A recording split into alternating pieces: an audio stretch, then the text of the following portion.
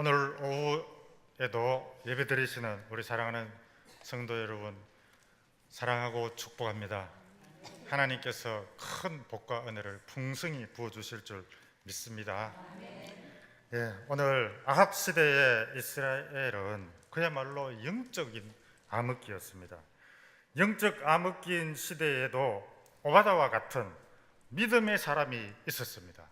오바다의 믿음을 오늘 알아보도록 하겠습니다. 이스라엘은 솔로몬 왕의 집권 후반기부터 우상을 숭배하기 시작하여서 하나님의 징계로 솔로몬의 아들 르호보암 시대에 나라가 북이스라엘과 남유다로 분단되면서 이스라엘 백성들의 신앙은 갈수록 타락하게 되어졌습니다. 처음에는 하나님께 드리는 제사를 차츰차츰 멀리하더니 급기야는 제사를 폐하고 이방 종교를 받아들여서 우상을 섬기기 시작하였습니다. 그리고 급속도로 우상 숭배가 퍼져나갔습니다. 왜 이스라엘 백성들은 이렇게 제사를 멀리하고 쉽게 우상 숭배에 빠져들었을까요? 그것은 하나님께 제사 드리는 것이 기쁘고 즐겁지 않고 힘들고 어렵기 때문이라는 겁니다. 하나님께 제사 드리는 것은 어떤 제사입니까? 율법에 따라서 엄격하게 드려야 합니다. 규례를 어기고 제사를 잘못 드리면 죽기까지 한다는 것입니다. 그리고 피의 제사입니다. 그 피는 피 자체가 끔찍하고 두렵고 무서운 것입니다. 구약에 하나님께서 드리는 그 제사는 자신의 죄를 제사장에게 구하여 세상 사람들에게 다 밝혀야 합니다. 사람이 죄를 지으면 숨기고 싶지 드러내고 싶은 사람은 아무도 없을 것입니다. 그러나 죄 사함을 받으려면 자기 죄를 고해야 된다는 것입니다. 죄를 숨기면 숨길수록 죄가 더욱더 쌓여가기 때문에 나중에는 죄 때문에 죽는다는 것입니다. 그러나 사람들은 나중에는 나중이고 지금은 자신의 죄를 덮고 싶어 한다는 것입니다. 뿐만 아니라 제사를 드릴 때에 자신의 죄를 대신해서 죽을 가축을 바쳐야 하고 자신이 보는 앞에서 제사장이 그 가축을 죽여서 피를 흘리고 가죽을 벗기고 각을 뜨고 불태워 끔찍한 그런 모습은 보기 싫은 것입니다. 성도 여러분, 피를 보기 싫다고 제사를 드리지 않고 잔인하게 죽임을 당하는 그 가축에 자신을 오버랩하는 것이 싫다고 제사를 드리지 않는 것은 마치 살인자가 남을 죽여놓고는 자기는 감옥에 가기 싫다고 도망다니거나 자신의 죄를 숨기기 위해서 또 다른 죄를 짓는 것과 마찬가지라는 것입니다. 벌을 받기 싫으면 죄를 짓지 말아야 합니다. 우리 하나님께서 하나님의 그 은혜는 얼마나 은혜로우신지 그 은혜가 놀랍다는 것입니다. 인간이 사형에 해당하는 그런 죄를 지어놓고 하나님에게 죄사만 잘 드리게 되면 사형에 해당하는 죄를 사하여 준다는데도 하나님께서 제사 드리는 것이 싫다면 어떻게 되겠습니까? 사형을 당할 수밖에 없다는 것입니다. 하나님께 드리는 제사는 이처럼 잔인하고 끔찍하고 엄격하고여서 답답하고 지루하고 재미가 없다는 것입니다. 그런데 이방 종교의 제사는 그렇지 않다는 것입니다. 그야말로 잔치고 파티라는 것입니다. 죄는 구하지 않아도 되고 풍성한 음식을 차려놓고 절 몇 번만 하고 나서는 음식을 먹고 술을 마시고 여자들과 춤추며 놀면서 쾌락을 즐길 수 있다는 것입니다. 그러니까 사람들이 우상 숭배에 쉽게 빠질 수밖에 없다는 것입니다. 지금 만약에 하나님께서 우리에게 구약시대처럼 하나님에게 제사를 드려야 한다면, 그럼 피제사를 드려야 한다면 과연 몇 명이나 드릴 수 있을까요? 지금은 예수님으로 인해서 이렇게 좋은 환경에서 편안하게 앉아서 예배를 드린다는 것입니다. 소를 바칠 필요도 없고 피를 볼 필요도 없습니다. 11조나 헌금을 하나님 앞에 드리면 된다는 것입니다. 그런데도 예배 드리는 것을 너무나 힘들어한다는 것입니다. 청소년들도 마찬가지입니다. 예배 드리는 것을 너무나 힘들어합니다. 말씀이 지루하고 재미없고 매일 죄를 지적하고 하나님 말씀을 지켜야 한다고 강조하는 예배보다는 자신의 그런 것보다는 죄를 말하지 않고 재미있고 즐거운 게임을 보면서 TV를 보거나 영화를 보거나 저기 시내에 나가서 이성들과 데이트하는 것을 더 좋아한다는 것입니다. 자신의 죄가 얼마나 쌓이는지도 모른 채 그 죄 때문에 그 죄 문제를 해결하지 않으면 심판받아서 지옥에 가는 것도 모른 채 먹고 마시고 노는 일에 빠져 있다는 것입니다. 하나님을 믿는다고 하는 우리들의 자녀도 마찬가지라는 것입니다. 어릴 때부터 부모님께서 신앙 교육을 잘 된 아이들은 스스로 예배도 잘 드립니다. 매일 성경 읽고 큐티도 하고 공부하면서 기도하고 하나님이 주신 그 꿈과 비전을 가지고 그렇게 나가는 아이가 있는 반면에 신앙 교육을 제대로 시키지 않으면 주일 아침마다 자녀들을 예배드리게 하기 위해서 집집마다 전쟁을 치러야 한다는 것입니다. 그리고 평상시에 하나님의 말씀은 한 줄도 읽지 않습니다. 우리 자녀들이. 그리고 수시로 그 휴대폰을 스마트폰을 열어서 본다는 것입니다. 아침에 잠에 일어나서 제일 먼저 잡는 것이 성경책이 아니라 스마트폰을 먼저 손에 쥐게 된다는 것입니다. 그리고 밥 먹을 때도 폰을 보고 또 길을 가면서도 폰을 보고 심지어는 공부하면서도까지 폰을 본다는 것입니다. 그리고 그 폰을 잠들기 직전까지도 보다가 잠을 자게 된다는 것입니다. 참으로 안타까운 일이 아닐 수가 없습니다. 스마트폰을 보듯이 성경책을 그렇게 봤으면 얼마나 좋겠습니까? 평상시에 우리 자녀들은 찬양을 듣지도 않고 부르지도 않습니다. 그런데 마귀적이고 사탄적인 그런 세상 음악은 잘도 듣고 공부하면서도 듣고 또 길을 가면서도 듣고 밥을 먹으면서도 듣고 잠자기 직전까지도 그것을 듣는다는 것입니다. 그러니까 그 들을 뿐만 아니라 금방 익힙니다. 또 우리 아이들은 그것을 금방 익혀서 그 귀에 꽂고 즐겨서 그거를 부르기까지 한다는 것입니다. 뿐만 아니라 평상시에 하나님에게 1분도 기도하지 않습니다. 1분도 기도하지 않고 요즘에는 부모님이 자녀들에게 원하는 것은 무엇이든지 다 해결해 주어버리니까 요즘 아이들에게는 엄마가 하나님입니다. 어린 시절부터 하나님에게 기도하고 응답받는 그런 체험을 해줘야 되는데 하나님에게 기도하고 응답받고 살아계신 하나님을 체험하고 믿음이 더 자랄 기회가 없다는 것입니다. 다 모든 것을 다 부모님에게 다 이야기하고 금방 해결을 받아버리니까. 그러므로 우리 자신과 우리 자녀들의 그 예배가 먼저 회복되어져야 된다는 것입니다. 다시 본문으로 돌아가겠습니다. 그 당시 이스라엘은 하나님에게 제사 드리는 사람은 눈 씻고 찾아봐도 찾아볼 수가 없었고 아세라 신과 바알 신과 이방 신을 섬기는 사람들로 차고 넘쳤다는 것입니다. 그런 현상이 어디에서 벌어지고 있습니까? 그것이 이방 나라가 아닙니다. 이방 나라가 아닌 하나님의 선민이라고 하는 이스라엘 백성들의 이야기라는 것입니다. 뿐만 아니라 이방 제사장의 딸 이세벨을 국무로 두어서 이방 제사장을 850명이나 이렇게 세우면서 하나님의 제사장들은 잡히는 대로 죽였습니다. 상황이 이렇게 되다 보니 누구도 하나님을 섬기려고 하는 사람이 없었습니다. 그러나 그런 와중에도 몰래 하나님을 섬기고 하나님의 선지자를 돕는 사람이 있었다는 것입니다. 그가 바로 오늘 본문에 나오는 아합 왕의 국내 대신 오바다라는 것입니다. 오늘 본 말씀 3절 4절을 보시겠습니다. 아합이 왕궁 맡은 자 오바다를 불렀으니 이 오바다는 여호와를 지극히 경외하는 자라. 이세벨이 여호와의 선지자들을 멸할 때에 오바다가 선지자 100명을 가지고 50명씩 굴에 숨기고 떡과 물을 먹였더라. 아멘.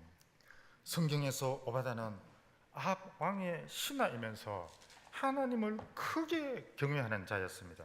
오바다는 믿음이 얼마나 좋은지 이세벨이 하나님의 그 선지자를 잡히는 대로 닥치는 대로 잡아 죽일 때에 선지자 100명을 50명씩 이렇게 동굴에 숨기고 떡과 물을 가져다 주면서 보호를 하고 있었다는 것입니다. 여러분, 장정 100명이 하루에 3끼 하루에 한 끼만 먹인다 하더라도 엄청난 그런 식량이 필요한데, 뿐만 아니라 만약 이세벨에게 발각이 되었다 하면은 선지자뿐 아니라 자신의 목숨도 잃어야 되는 그런 상황이었다는 것입니다. 성도 여러분, 지금은 세상 사람들이 하나님을 알지 못하고 또 하나님을 알려고 하지도 않습니다. 하나님을 알던 사람들도 하나님을 등지고 있다는 것입니다. 마지막 때가 가까웠고 예수님의 재림이 가까웠다는 것입니다. 이럴 때일수록 우리가 영적으로 깨어 있어야 된다는 것입니다. 하나님을 배반하지 않고 죽음을 각오하고 하나님을 따르는 그 오바다와 같은 그런 믿음이 필요할 때다라는 것입니다. 이 세상이 얼마나 타락하고 어떤 모습인지 성경에는 정확하게 기록되어져 있습니다. 디모데후서 3장 1절에서 5절 말씀을 제가 봉독해 드리겠습니다. 너는 이것을 알라. 말세에 고통하는 때가 이르러 사람들이 자기를 사랑하며 돈을 사랑하며 자랑하며 교만하며 비방하며 부모를 거역하며 감사하지 아니하며 거룩하지 아니하며 무증하며 원통함을 풀지 아니하며 모함하며 절제하지 못하며 사나우며 선한 것을 좋아하지 아니하며 배신하며 조급하며 자만하며 쾌락을 사랑하기를 하나님 사랑하는 것보다 더하며 경건의 모양은 있으나 경건의 능력은 부인하니 이 같은 자들에게서 내가 돌아서라. 아멘. 이 시대에 살아가고 있는 그 인간들의, 사람들의 모습을 성경 말씀은 정확하게 이렇게 기록하고 말씀하고 계신다는 것입니다. 사람들이 왜 이런 모습이 되어졌습니까? 왜 이런 모습으로 살아가고 있습니까? 그 모든 것은 하나님을 떠나서 살기 때문입니다. 하나님을 알려고 하지도 않고 하나님을 만나 보려고 하지도 않고 하나님 말씀은 도무지 들으려고 하지도 않으니까 어떻게 하나님 말씀대로 살 수가 있겠습니까? 성도 여러분, 세상에서 살고 있는 모든 짐승들은 하늘을 보지 않고 땅을 보면서 살아갑니다. 왜냐? 먹을 것을 찾아야 되기 때문에 땅을 바라본다는 것입니다. 오로지 육신을 위해서 삽니다. 물고기는 물속에서 사니까 하늘을 쳐다볼 수도 없죠. 그리고 네 발 가진 이 짐승들은 모든 시선이 다 아래에 있습니다. 사자도 어떤 것을 잡아먹을까 그것을 살피면서 땅만 이렇게 바라보고 있다는 것입니다. 하늘을 나는 새도 마찬가지입니다. 하늘을 날기는 하지만 그 시선은 땅에 향하고 있습니다. 자기 먹잇감을 찾아서 이렇게 날아다닌다는 것입니다. 그렇지만은 사람만이 유일하게 하늘을 볼 수 있다는 것입니다. 하나님께서 왜 그렇게 창조하셨을까요? 하나님의 그 형상대로 창조되어진 인간은 하늘을 바라보면서 살아라는 것입니다. 다시 말해서 항상 하나님을 의식하면서 살아라는 뜻입니다. 그것은 육신을 위해서 살지 말고 영을 위해서 살아라는 것입니다.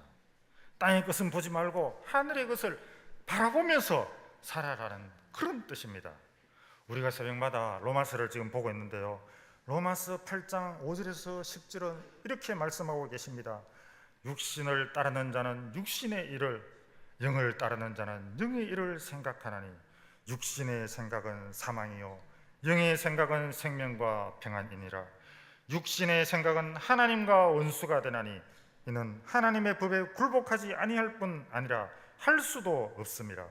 육신에 있는 자들은 하나님을 기쁘시게 할 수 없느니라. 만일 너희 속에 하나님의 영이 거하시면 너희가 육신에 있지 아니하고 영이 있나니 누구든지 그리스도의 영이 없으면 그리스도의 사람이 아니라. 또 그리스도께서 너희 안에 계시면 몸은 죄로 말미암아 죽은 것이나 영은 의로 말미암아 살아있는 것이니라. 아멘.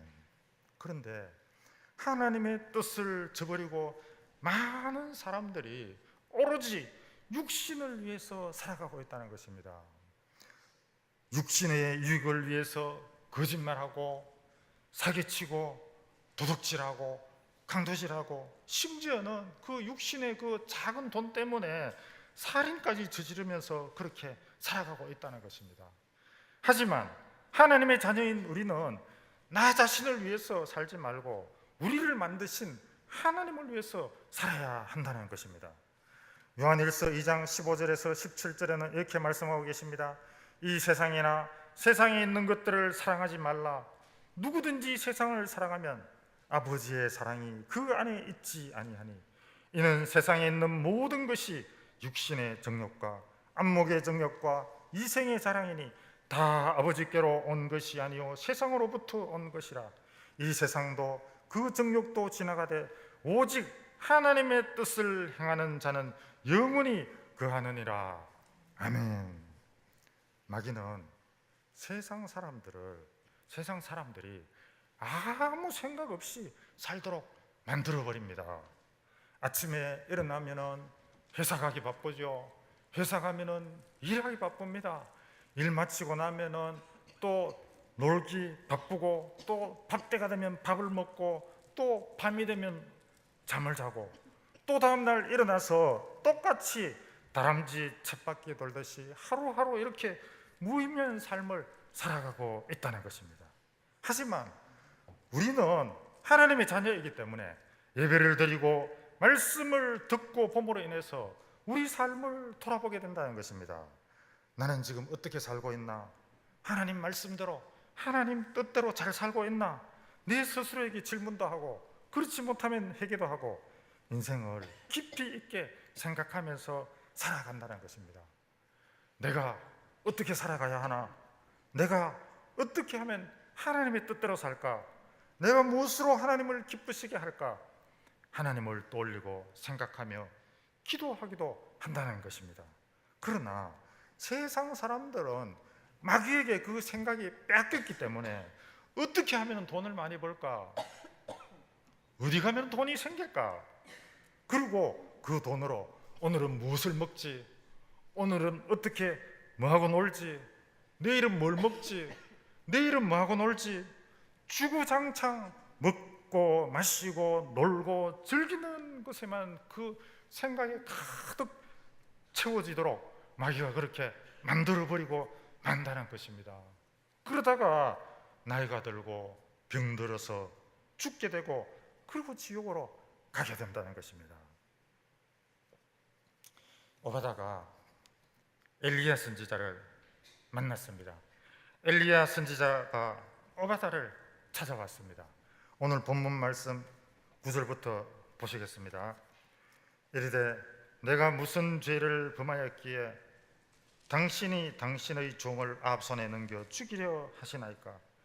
당신의 하나님 여호와께서 살아계심을 두고 맹세하노니 내 주께서 사람을 보내어 당신을 찾지 아니한 족속이나 나라가 없었는데 그들이 말하기를 엘리야가 없다 하면 그 나라와 그 족속으로 당신을 보지 못하였다는 맹세를 하게 하였거늘 이제 당신의 말씀이 가서 내 주에게 말하기를 엘리야가 여기 있다 하라 하시나 내가 당신을 떠나간 후에 여호와의 영이 내가 알지 못하는 곳으로 당신을 이끌어 가시리니 내가 가서 아합에게 말하였다가 그가 당신을 찾지 못하면 내가 죽임을 당하리이다.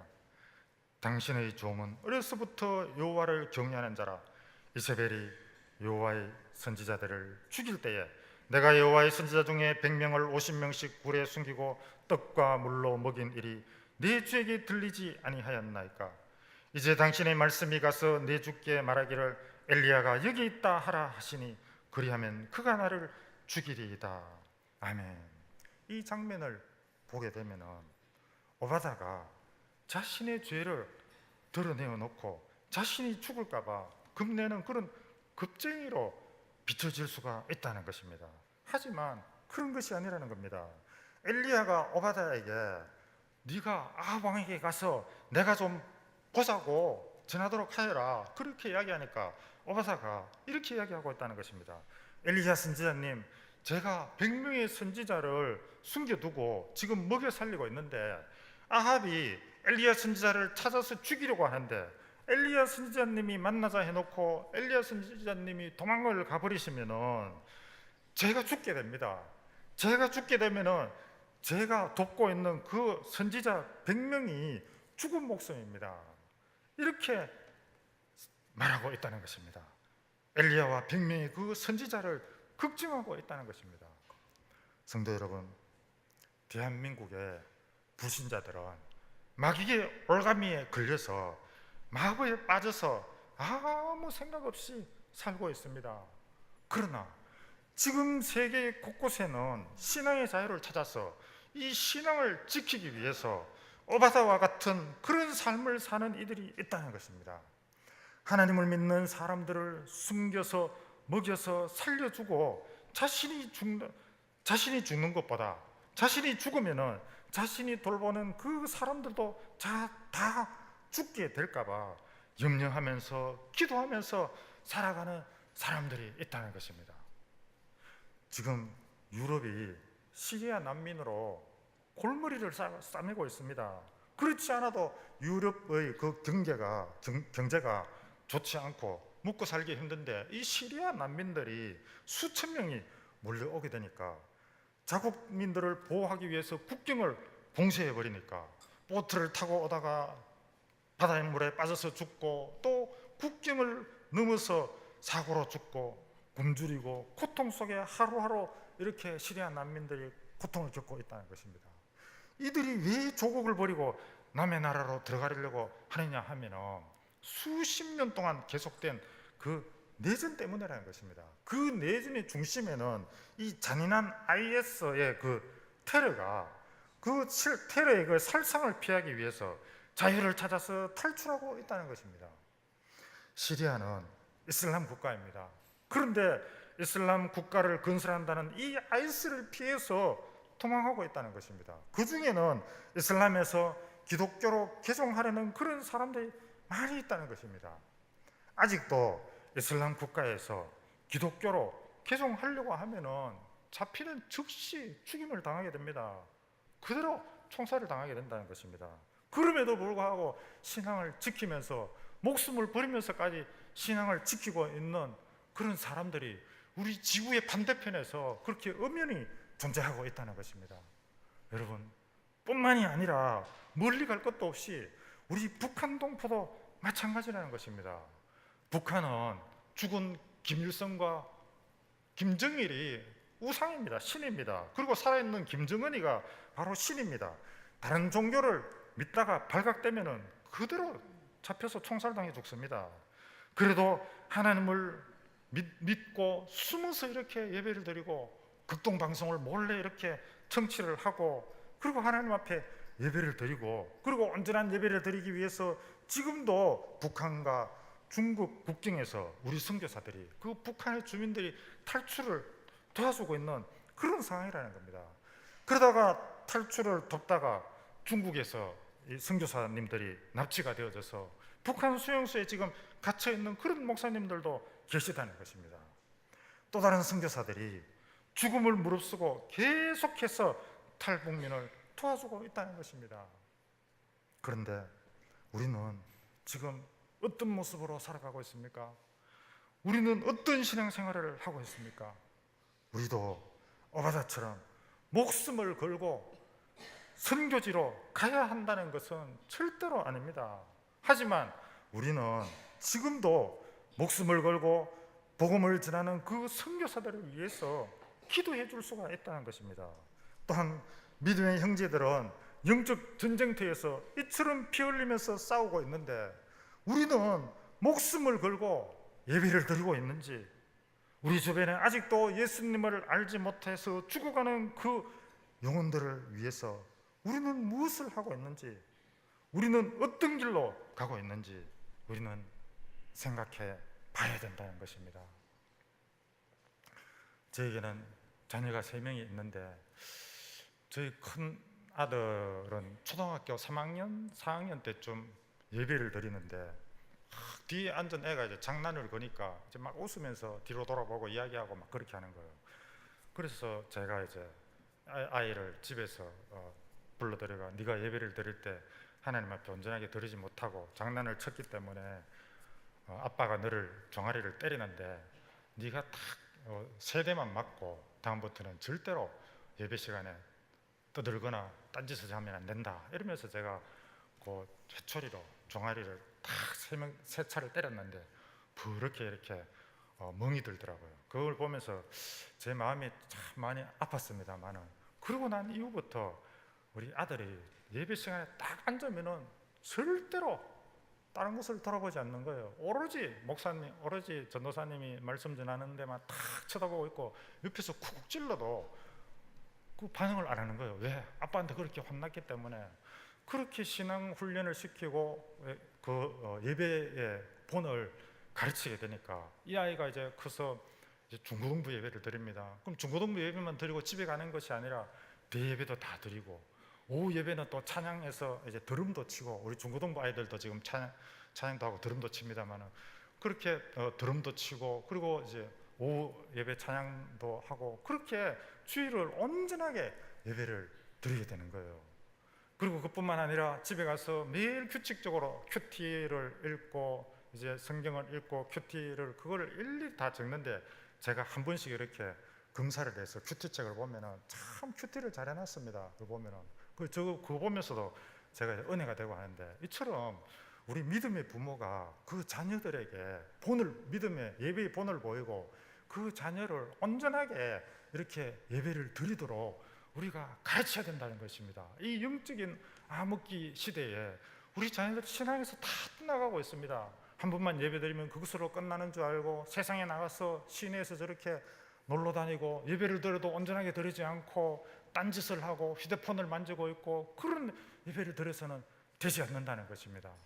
저희 아이 첫째가 그렇게 하니까 둘째도 그렇게 하고, 막내도 지금 고등학교 지금 1학년 올라갔는데, 그 고등학교 공부가 얼마나 힘듭니까? 그럼에도 대예배 다 드리고, 오후에는 찬양도 같이 이렇게 앞에 나와서 찬양 인도도 하고, 그리고 중고등부 예배도 찬양 인도를 하고, 그렇게 믿음이 자라나가게 된다는 겁니다. 그래서 둘째는 이제 대학교에 들어갔는데, 그 전공이 맞는지 안 맞는지를 떠나서 그 대학 생활을 너무나 재밌고 즐겁게 하는 거예요. 물론 이제 신학대학교라서 학교 분위기도 좋아서 그렇게 하기도 하지만, 그러니까 우리가 온전한 예배를 드리고 이렇게 하는 것이 참으로 중요하다는 것입니다. 마태복음 7장 13절 14절에는 이렇게 말씀하고 계십니다. 좁은 문으로 들어가라. 멸망으로 인도하는 문은 크고 그 길이 넓어 그리로 들어가는 자가 많고, 생명으로 인도하는 문은 좁고 길이 협착하여 찾는 자가 적음이라. 아멘. 세상 사람들이 살아가는 모습을 우리는 보게 됩니다. 그들이 추구하는 삶은 헛상입니다. 결국은 멸망의 문으로 들어가는 그런 삶이라는 것입니다. 우리는 세상 사람들과 똑같이 멸망의 길로 따라가서는 안 된다는 것입니다. 우리는 예수님의 말씀을 따라서 살아야 한다는 것입니다. 우리는 생명의 길로 가야 한다는 것입니다. 영적인 암흑기인 이 시대는 정말 영적인 암흑기 시대입니다. 예수님을 믿는 우리만 이렇게 예배를 드리는 것이지, 그렇기 때문에 이 시대에 우리의 그 믿음을 굳게 지키고 주님만 바라보고 주님을 위해서 살고 주님의 뜻대로 살아서 하나님이 주시는 모든 복과 은혜들을 받아 누리시고 생명의 길로 가시는 저와 여러분이 되시기를 축복하며 기도합니다. 아멘. 기도하시겠습니다.